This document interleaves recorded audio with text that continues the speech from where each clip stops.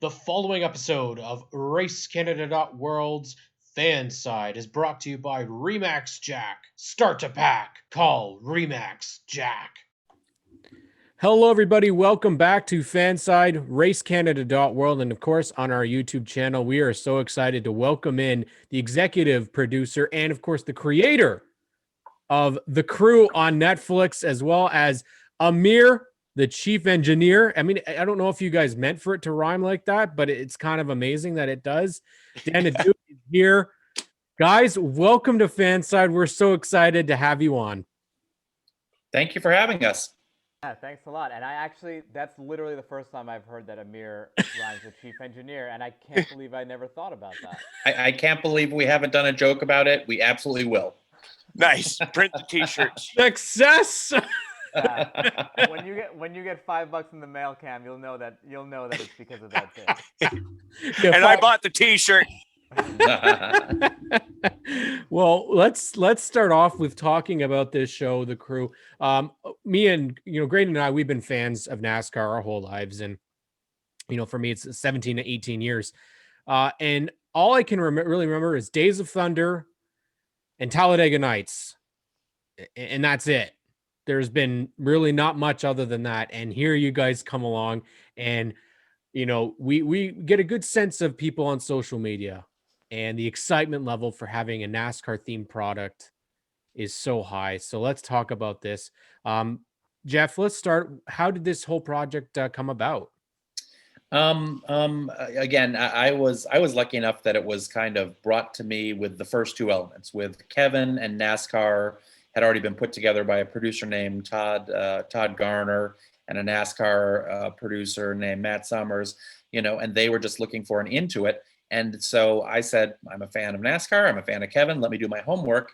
And I read a bunch of articles about a trend in NASCAR where, the crew chiefs used to be guys who grew up probably racing go-karts as a kid and building engines and came up sort of on the car side, sort of knowing and loving it that way. And there's a shift to, the new crew chiefs who are being hired now are literal rocket scientists. They're guys who are much more on the computer side, and they're out of MIT and Stanford. And I thought, well, there's a theme for me. There's something I get. It's a guy who's in his late 40s and has done it one way and has been very successful, but his world is shifting and his time is coming to an end. So this is sort of him clinging to his last hurrah, because as we do in the first couple of episodes, he goes out into the world to see what other jobs there are, and they're like, you're a dinosaur. This is, I would cling onto that job with both hands. And so I thought, I get that. I get a guy who's watched the world change, and it's too late for him to change. So he needs to win or it's over. So that was really it. And then I pitched that to Kevin and pitched that to NASCAR and pitched that to Netflix. Everybody thought that was an interesting way into the show. And then I tried to think of characters that would be in the shop and did my research and spent time, going down to Charlotte and visiting places. And then we went out and found some fabulous and talented actors. And we also found Dan.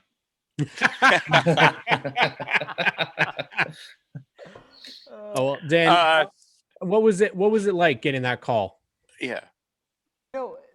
It was a very interesting process auditioning for this show. A lot of my career had transitioned to writing, and I was doing a lot of writing and developing shows. And the acting stuff, I wasn't really going for stuff unless I really gravitated towards it and I felt something for it.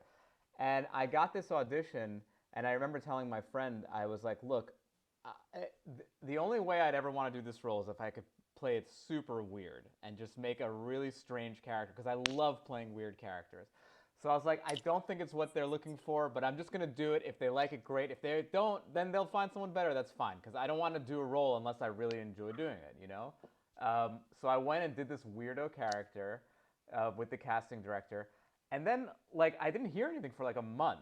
And I got a call saying, hey, Dan, they want to see you for The Crew. And I was like, what was The Crew again? I forgot. I forgot what audition this was. And they were like, the Kevin James one. I was like, oh, no way. They're like, yeah. I was like, well, I'm in New York now, but I'll be back in LA soon. They were like, wait, if you're in New York, you can go and read with Kevin James. Wow. I'm losing my mind, because he's one of my heroes, and they're like, you're going to meet him tomorrow. And I go, I go to this random studio in the middle of Long Island, which is where we shoot, and I met Jeff and I met Kevin, and we were basically the three of us in a room together with just like a couple more people. I mean, and I'm suddenly reading with Kevin James, and I completely forgot about this audition, and now I'm reading. I mean, it was wild. And I flew to LA that night, and by the time I landed, I got a message that I got the role. Wow. That's so neat. That's how we feel. Like, it's so neat to work with your heroes, and like you say, everything just kind of disappears, and you're just there doing, like, you almost forget why you're there, but you're there doing your thing, and then going home and you get the great news that you're getting the role that you auditioned for. You talked a little bit about it with the boys, Dan. Your love for cars, aside from the crew. I love you in Cobra Kai. I love you with Brett Ernst, the guy, how you play off each other and everything. It's just so funny. And Noosh is great. So I wanted to tell you that also. But Thank you. Thanks. Although if I you're a car salesman in that show. If I talk about Cobra Kai on this, Jeff is gonna cut my paycheck. So I don't even know why we're talking about this. This is madness. This is not what I signed up for. Yeah, I'm sorry. I made a light segue. We'll phase back into the crew. I just wanted to touch on that for a second, but I'm gonna bring it all together in a nice package here about the automobile. You have a love for the car, right, Dan? Yeah, it's weird that people are noticing this. Again, another thing I didn't really quite put together was that I'm on 2 car-themed shows. Yeah. And actually, before Cobra Kai, I was on a Disney show that was a karate-themed show. Yes. Kicking It. So I did karate to karate, then car to car. I mean, my kids watch Disney shows like all the time, man. I see Dan Adhoot all the time. Hey, again, if you talk about the Disney show, my pay cut is gonna. Yeah. Sorry, Come on. Man, I'm stepping on toes left and right here. This is how I dance too. I'm gonna go grab a cup of coffee. You guys let me know when you're done with Dan's career. All right, I'll come back then. I'm sorry. I'm stepping on toes left and right. No, but honestly, I will say this: I've been lucky enough to act on a lot of shows that I've loved doing, and I've been.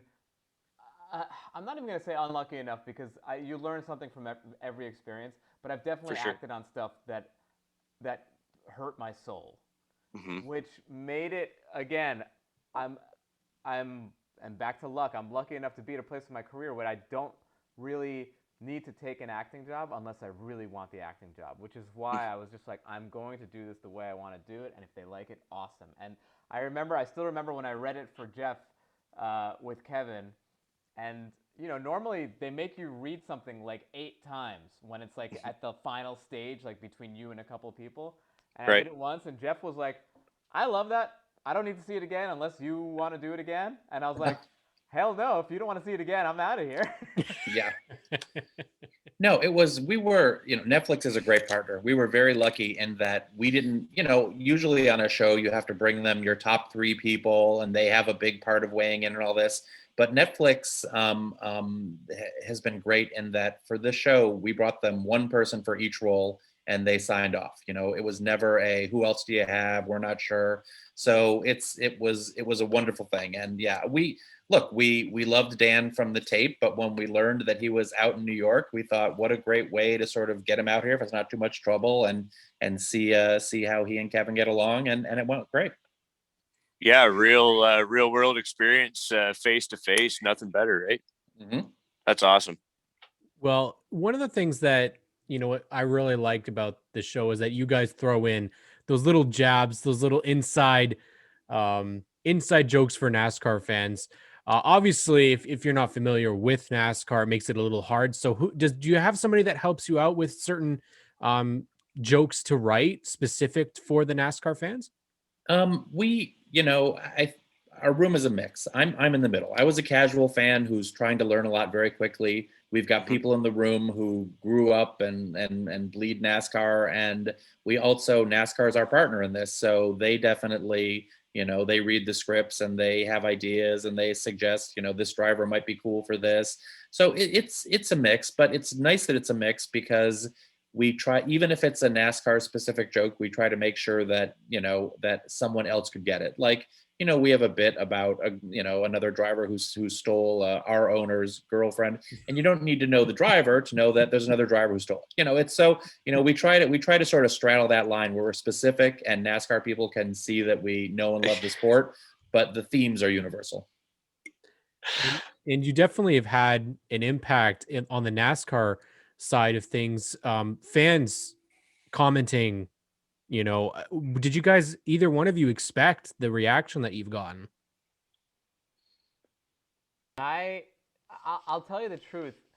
I'm so happy with the reaction. I'm not 100% surprised, and I'll tell you why. It's one of the reasons why I love this show was that we were going into uncharted territory. No one's ever done a NASCAR comedy, and I love that about this. Like, we were literally going to bring people something that has never existed before, and you don't get to do that very often in our business because everyone's just reinventing the wheel. But it was so, no pun intended, guys. That was a wheel joke on a NASCAR show. But nice, well played. I just loved when we had the drivers visit and they'd walk through our set and they'd see the garage and they'd be like, "Whoa, guys, this is legit! Like, this is wild!" And it's so dramatic when you see our sets. Like, I've never seen any sets like this on any shows I've ever worked on. They're so deep and wide. I mean, they're amazing. And we have the actual cars and like the actual simulators and everything. It's so cool to see on Twitter when like the companies who like the simulator company like takes a screenshot and is like, "Our simulators in the crew." Yeah. It's awesome, man. So again, like, I love that we were able to bring something to the fans that they had never had before. And so I'm just so stoked that they're gravitating towards it. And they love it. I think, I was a little more worried than Dan just because Talladega Nights is a real polarizing film. I think it's hilarious, but I also get that it's kind of playing into stereotypes about the sports and the fans that some people don't love. And my experience in going to the races is it's not red or blue and people fighting over that stuff. It's people sort of getting away from the outside world and all that noise to sort of go enjoy a race and root for their drivers. And it's not, Talladega Nights opens with shots of a Confederate flag waving in the crowd and all this kind of stuff. Whereas, again, when I went there, nobody wanted to talk politics. They wanted to talk about cars, which I wanted to honor. So I think the fans were a little nervous, like, how are you going to portray us? I also think with Talladega Nights, again, I love it. It's very funny, but you have a car winning a race driving backwards, and we weren't going to do that. So yes, I think, look, it's a comedy. There's some comedic exaggeration.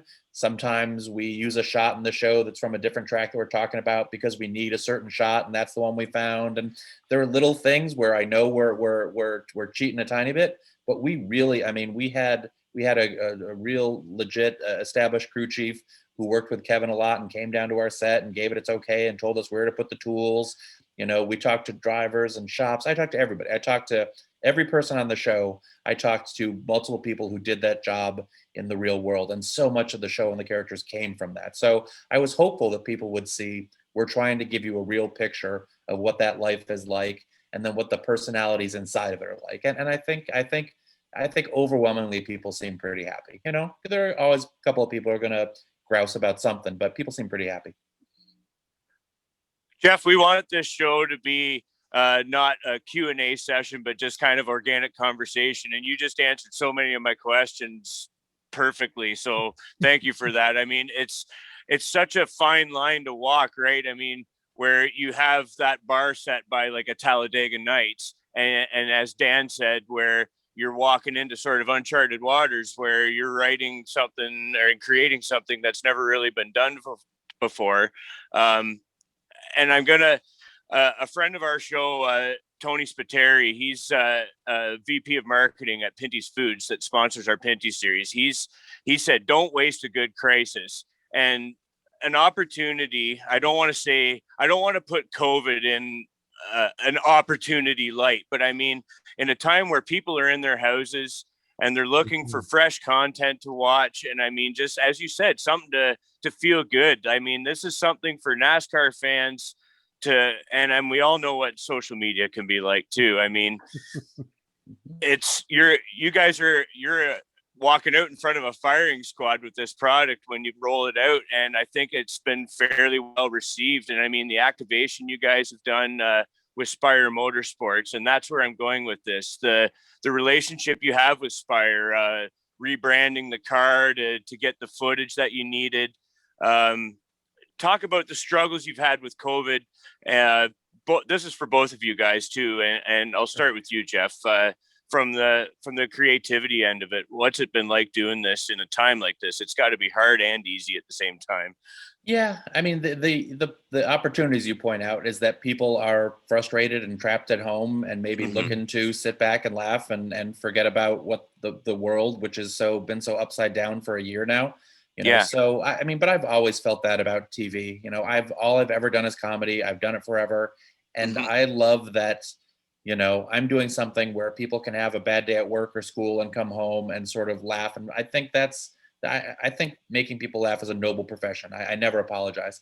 But to get back, to the problem was we were rolling, we were making our show. This COVID thing starts bubbling in the background. We're like, I don't think it'll be that bad. We had seven of the 10 done. And for the 7th episode, we're like, all right, well, next week, maybe we won't be able to use our full studio audience, but we'll definitely keep making these.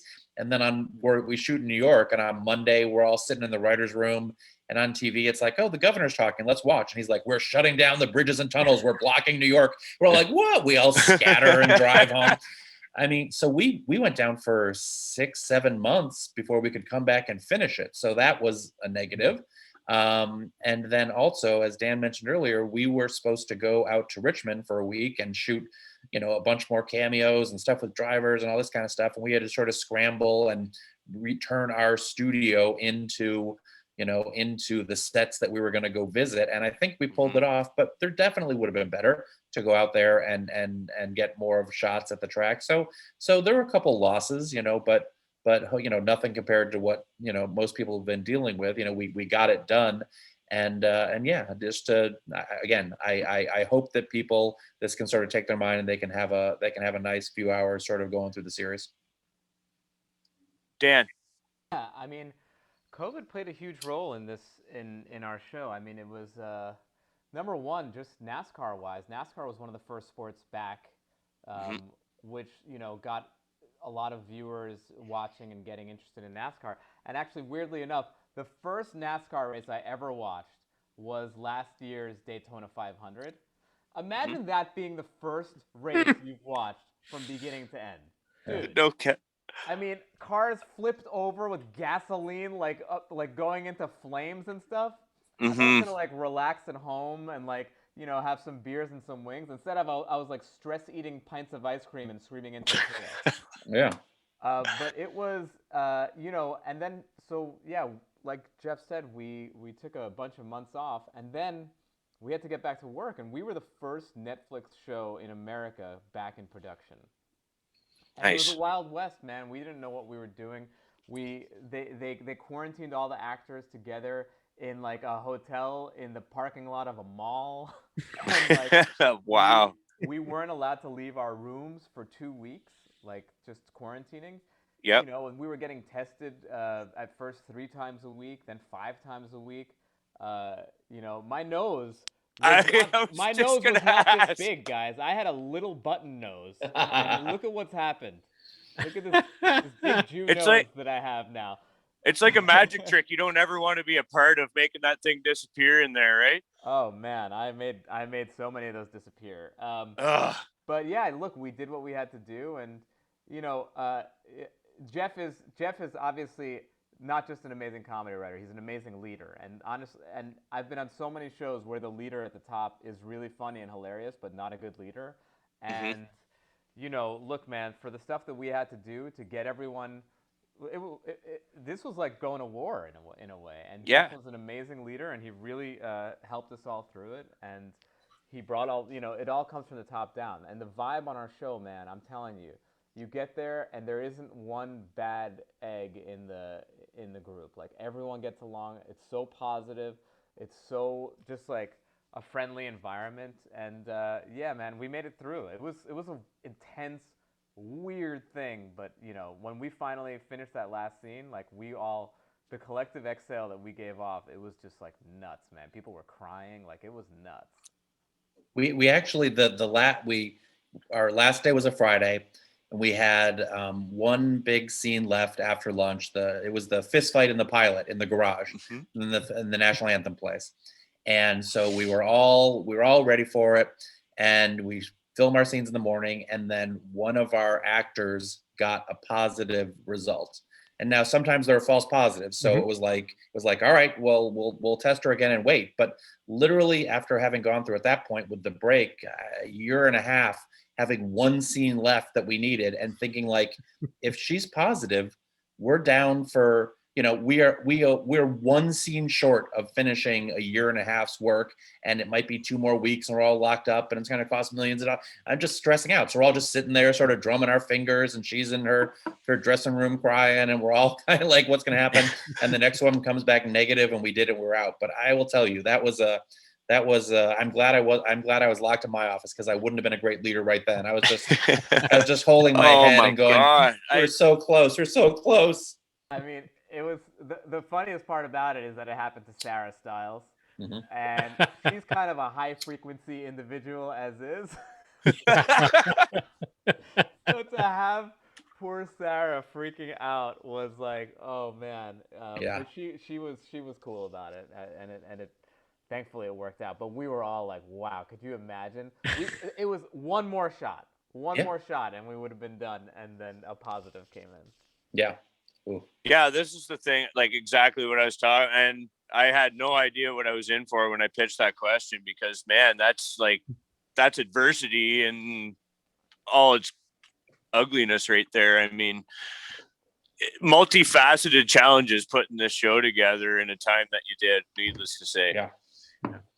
One of the things that has become my favorite to do on the show is to count how much NASCAR marketing and promo shots we get with the NASCAR logo, or the favorite right now is the t-shirt count, to see how many different NASCAR shirts you guys have on in each episode.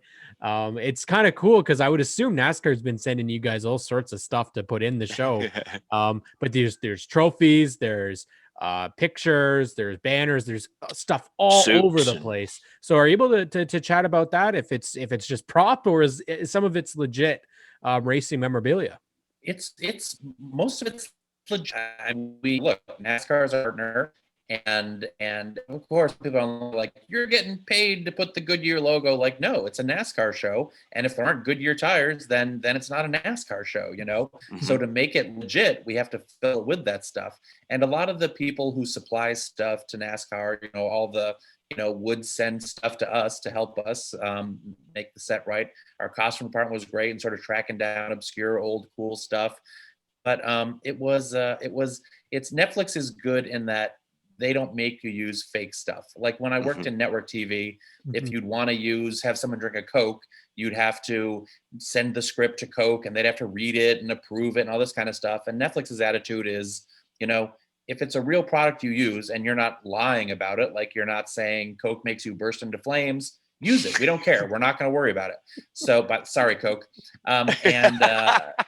And they're having enough problems. I shouldn't pick on Coke, but so we wouldn't be able to do this show if that wouldn't have been Netflix attitude. But it would have looked so fakey if we would have had all that stuff. So the one fake product we did have was because we did a plot about, let's have something we can make fun of. Let's have sort of a second tier hood sponsor come in and come into the team and have fun with the fact that sometimes your sponsor isn't exactly what you'd want.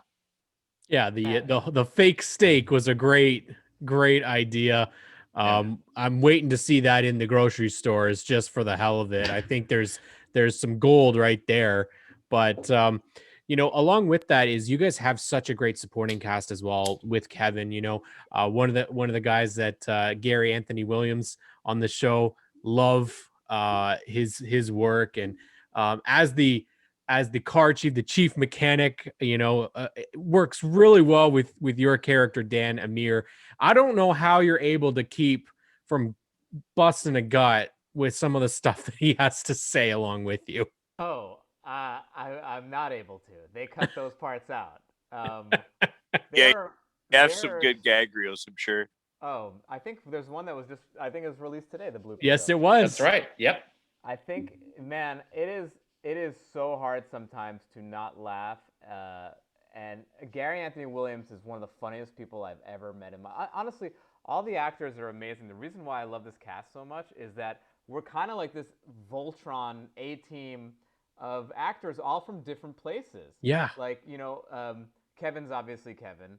I come more from the stand-up world. Gary Anthony Williams is the improv world. Mhm. Sarah Stiles and Jillian are the are Broadway actors, and then Freddie Stroma is like a classically trained British actor, and it's just wild, man. Like that we're all so different, and we all come from such different places, but like the chemistry feels right, man. It's weird. Like sometimes you feel it, and on some shows you just don't. But like within like a week, we were all like vibing on and off. Yeah, it's pretty. I mean, it's pretty awesome. It's really fun. Yeah, we got so I've worked on. I always lose count because there's so many. I think I've worked on 18 different sitcoms. I mean, which seems like which makes me feel very old just saying it. But I've never been on a show where we didn't have one or two or three people who you're like, oof, if we could recast that, we would. Let's do the best we can, and we'll just write away from them. And you have to give them lines, or they're going to be upset. And we don't steer away from anybody. And every time we put two different people in a scene together, it works. I mean, Catherine and Amir in the interview was great. You called that out. Everybody we put together, it always works. But Chuck and Amir are I mean, my favorite story in the whole season might be when they were going for the same job and hiding from each other and threatening each other. And we're talking about a second season now, and we're gonna tie them together even more closely. I won't tell you how. Dan doesn't even know, but I love these guys. But it's not Nice. like we try not to let's put these guys on an island and have them do their thing. Everybody gets along with everybody, and it's also a nice mix of Amir is usually more, sort of a high-strung comedy character, but then sometimes, he can grab Kevin on the shoulder and say, this is what you really need to do, and this is a moment in your life to do this, and it's great. I love that mix. Everybody's so good. We're so lucky. It's crazy. And the cast were really lucky too that you guys have such a diverse cast. You have, maybe non-traditional roles or what was thought to be non-traditional roles. You have a female team owner taking over for her father. You have a female who's competing for the seat to drive the car. And and then of course you have people from all different types of background coming in, and I guess that is really good because there's always been this stereotype, like you had mentioned earlier, about NASCAR, and that it was only kind of one certain group of people. But what I love about the show is it doesn't bring any of that kind of fake stereotype into it. It all seems like it's everybody together trying to work on making this team be successful. And then of course having the driver be as dim-witted, I guess you could say, he is, is kind of the perfect part, because I guess a lot of people when they look at racing, they see just the driver, right? But you guys focus on the crew, which is like the people that make that happen, so let's talking about that, the roles, having a female as the team boss. Where did that idea come from, Jeff? It came from that might have been something we talked about very, very early. It wasn't, I don't think it was as important that she be a woman. We ended up going with that. Honestly, the important thing is that she has a different philosophy of racing, and then she and Kevin are clashing over that. But I think the part of me that's interesting about her being a woman is that she's the only child to a real, I mean, Bobby Spencer's an old school throwback. Scary. You know that he wanted a boy to hand his team to, and he had a girl who left Charlotte and didn't get in racing and went out there.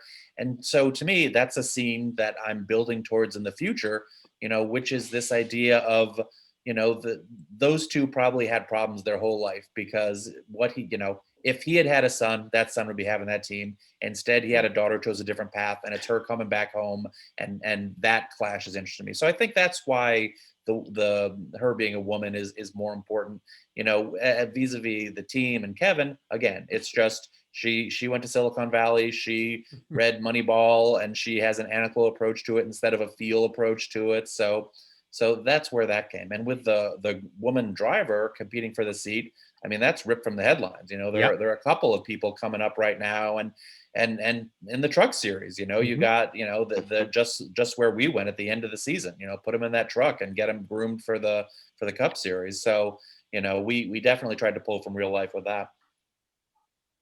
I'd like to speak a little bit to the diversity of the cast as well, just because, look, being an actor in Hollywood right now, especially a person of color, it's a weird time, because people are trying, there's this big push for diversity, and people are just like shoehorning in diverse actors into stuff. And it's just, I personally, I find that it can be insulting sometimes, okay?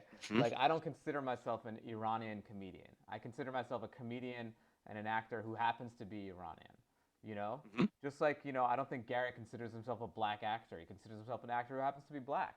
And I think that, to the credit of Jeff, in casting this show, like, it's such believable diversity where it just kind of, you don't even think about it. Yeah. Like, I don't think anyone's even thinking about it, because it makes so much sense, and it could just work in a crew like that. Like, I mean, I was telling a friend, like, you're seeing now these period pieces in the Wild West where there's like, Persian guys there, and I'm like, there was no Iranian guy on the frontier. What are they doing?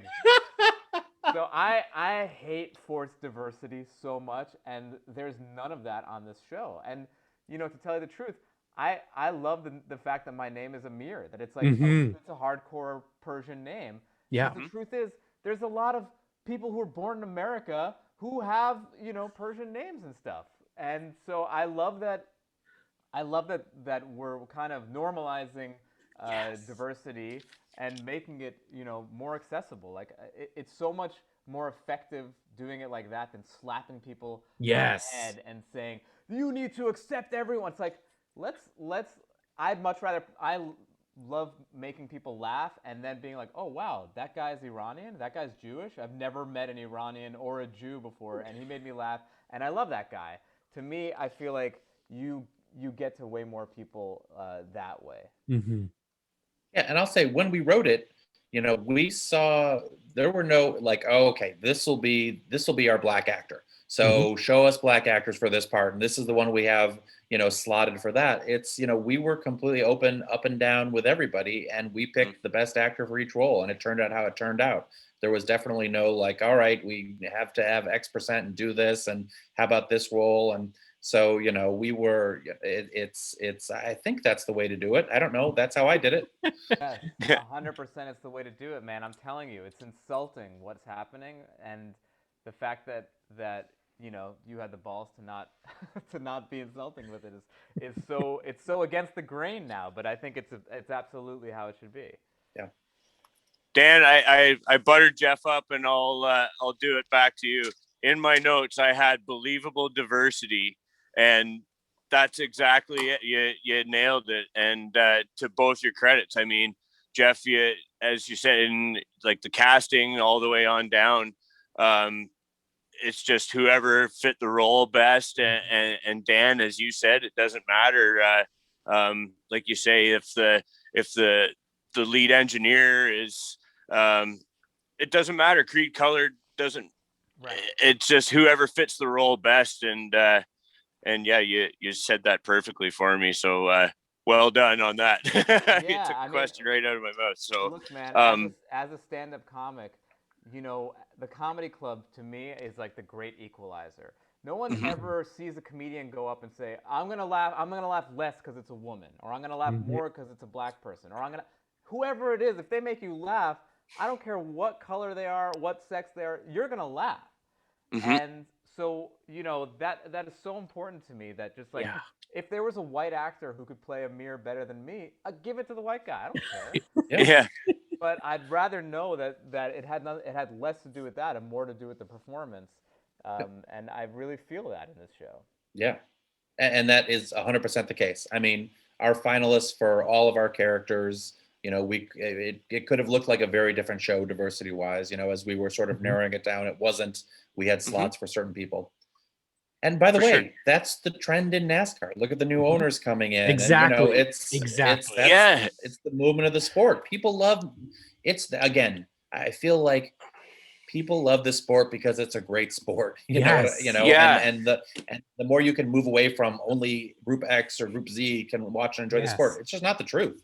And it's exciting. Yes. And that's, I think, what we really love about it is it's so realistic to the world today. We are kind of a world of all different types. We all work together. That's the reality of it. Right. And to see this come in a show like this, it's just like, okay, now people can stop with the whole NASCAR is like this, because it's not. And we're showing it's not. That's what's so refreshing to hear, that you guys, NASCAR partnered with you on this, and that you're going at it from with them to help push this image out. It's so, as a fan for so many years, and even just being here in Canada, we got kind of targeted as, oh, you like that? Well, it's only for this certain type of people, right? When it's just not the truth, right? And now you guys are representing, like, that's what me and Greg talk about all the time. Like, we want to see all different types of fans at the racetrack, because we want more people watching the sport. That's all it is.